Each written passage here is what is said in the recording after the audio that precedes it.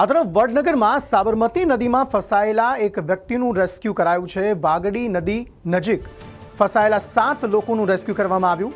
NDRF અને fire વિભાગે આ 7 લોકોનું રેસ્ક્યુ કર્યું છે। ગઈકાલે અંધારું થતા સર્ચ ઓપરેશન અટકાવવામાં આવ્યું હતું। ગઈકાલે સર્ચ દરમિયાન અહીંયા જે 7 લોકો ફસાયા હતા તેમાં ફાયરની ટીમ પણ તણાઈ હતી। ત્યારે પ્રાંત અધિકારી, મામલતદાર, પીઆઈ, પીએસઆઈ સહિતના અધિકારીઓ હાજર છે। મોટી સંખ્યામાં લોકોના ટોળા પણ અહીં ઉમટેલા જોવા મળી રહ્યા છે। 7 લોકો ફસાયા છે જેમને બચાવવાના પ્રયત્નો થઈ રહ્યા છે। સતત વરસાદ અને ફ્લો વધારામાં હતો, એના કારણે સતત એસેસમેન્ટ કરવામાં આવ્યું 9-10 વાગ્યા સુધી।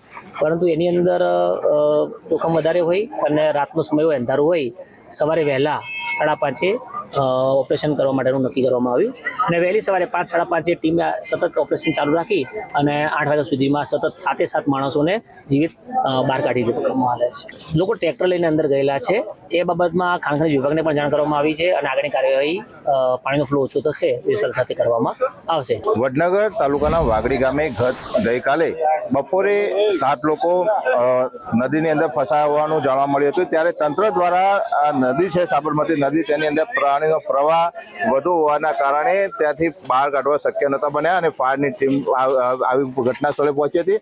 ત્યારે ત્યાં એમની બોટ પણ તણાઈ હતી અને તેઓ નિષ્ફળ નીવડ્યા હતા। ત્યારબાદ એનડીઆરએફની ટીમ આ સાબરમતી નદી જે વાગડી ગામ છે ત્યાં પહોંચી હતી અને 7 લોકોને બચાવવા માટેના પ્રયત્નો કરવામાં આવ્યા હતા અને જેને લઈને આજે વહેલી સવારથી જ એનડીઆરએફની ટીમ દ્વારા સતત ઓપરેશન હાથ ધરવામાં આવ્યું હતું, જે 3 થી 4 કલાક ઓપરેશન ચાલ્યું હતું ને ત્યારબાદ આ ઓપરેશન સક્સેસ પામ્યું હતું અને 7 લોકોને બહાર કાઢવામાં આવ્યા છે અને પોલીસ, પ્રાંત અધિકારી, મામલતદાર સહિતનો પ્રશાસન તંત્ર પણ ખડે પગે રહ્યું હતું। ગામના સરપંચ સહિતના આગેવાનો પણ ઉપસ્થિત રહ્યા હતા અને ત્યારબાદ આ 7 લોકોને નદીમાંથી જે 7 લોકો ફસાયા હતા તેમને બહાર કાઢવામાં આવ્યા છે અને તેમને અત્યારે વડનગર સિવિલ હોસ્પિટલ ખાતે મોકલી આપવામાં આવ્યા છે। મનોજ ઠાકોર, સંદેશ ન્યૂઝ, વડનગર।